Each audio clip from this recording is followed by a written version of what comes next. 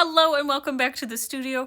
I am so excited today to dive into this marbling wax seal tutorial. There are a couple things we're going to go over, but I think that you will find this to be a very soothing and really fun and playful kind of practice.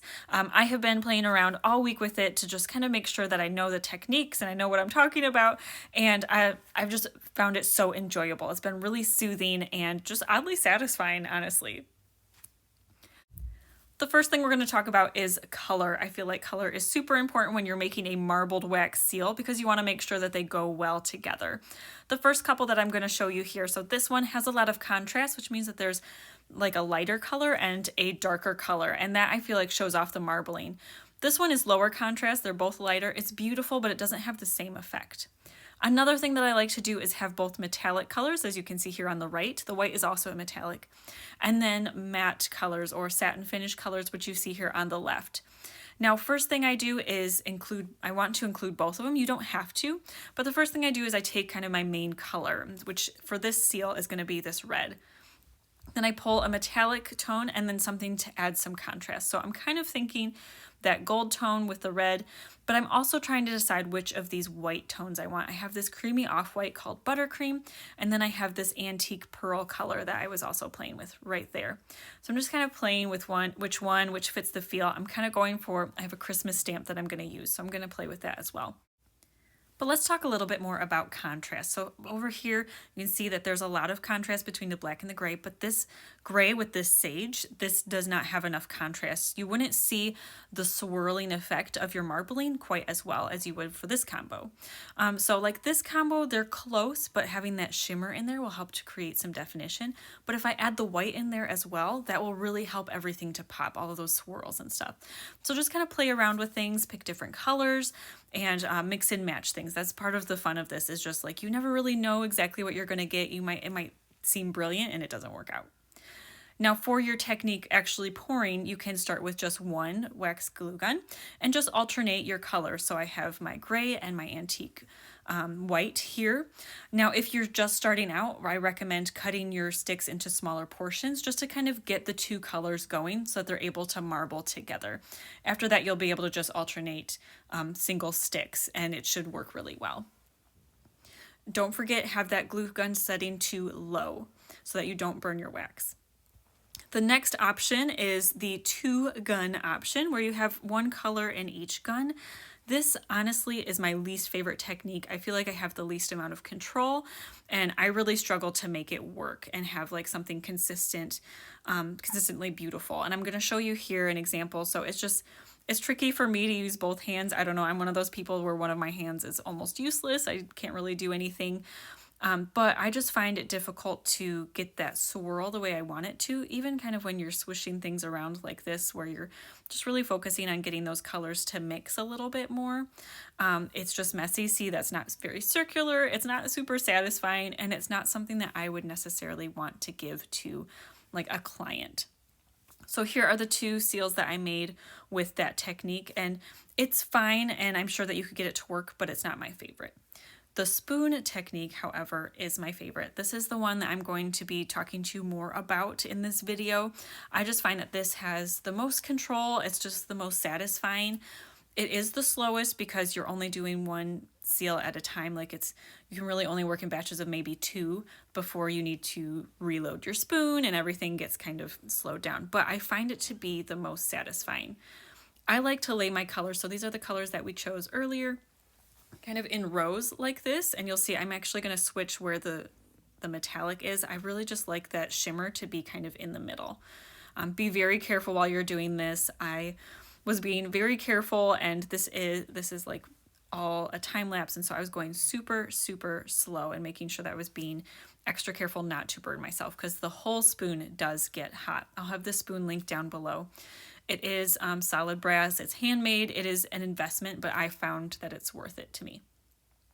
And then I'm using these embroidery scissors to just kind of poke everything in. Again, I'm trying to be careful not to burn myself. Now, one thing that I want to talk about is the kind of the marbling technique that I'm doing. The pour is very important. So you see how that has kind of a swirl. That's not really what I'm going for. I'm going for something that's a little bit more organic, that mimics the look of actual marble. That's more of what I'm kind of trying to show you today. So this is another one where there's a lot of kind of this nice swirl. One thing I'm looking for is I want kind of some of those in between tones in here. You can see kind of this gray in between where like the black and the white mixed a little bit, but then there's that thin vein of the gold. That's kind of what I'm going for when I'm marbling something. That's what I'm looking for. This one didn't turn out as well, but it still has kind of that organic feel and flow.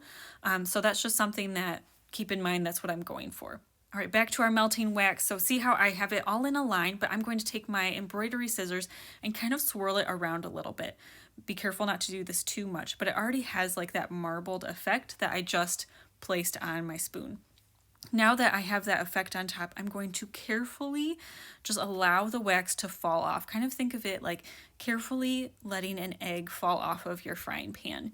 I don't want it to kind of get scrambled. I don't want any of the colors to mix any further. I just want to have the organic swirl. Placing my stamp on top very carefully. When I lift my stamp, ideally, as much of that kind of organic, whimsical marbling should be in place. And that's just kind of my goal when I'm going for this. The technique I'm going to show you in a moment, which is what I see as being the most popular, doesn't kind of capture this in the way that I prefer it to. Oh, look at that. Isn't it beautiful? I just love how everything kind of flows and you have that big vein of the red kind of right in the middle, but it's surrounded by the other two colors. I just think that's so beautiful. One thing that I see people doing a lot is when they're marbling, so I mix the colors on the top just a touch, but they swirl them together like this.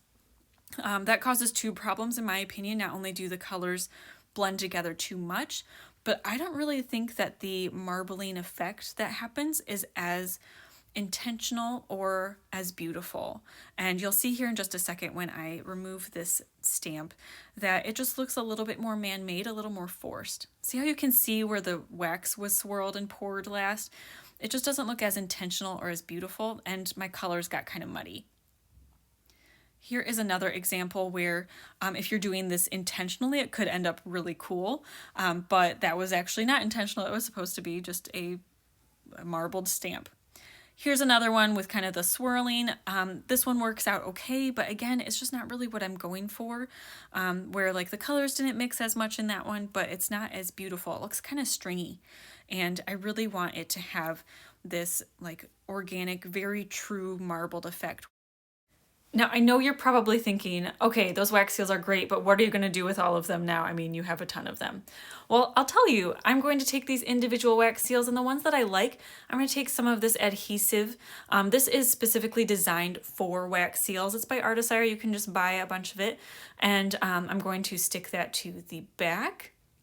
So this is double-sided. This is professional grade. There are two styles. There is like a crafting style, and this is the professional grade. And if you want to send these in the mail, which I do want to do, I recommend the professional grade.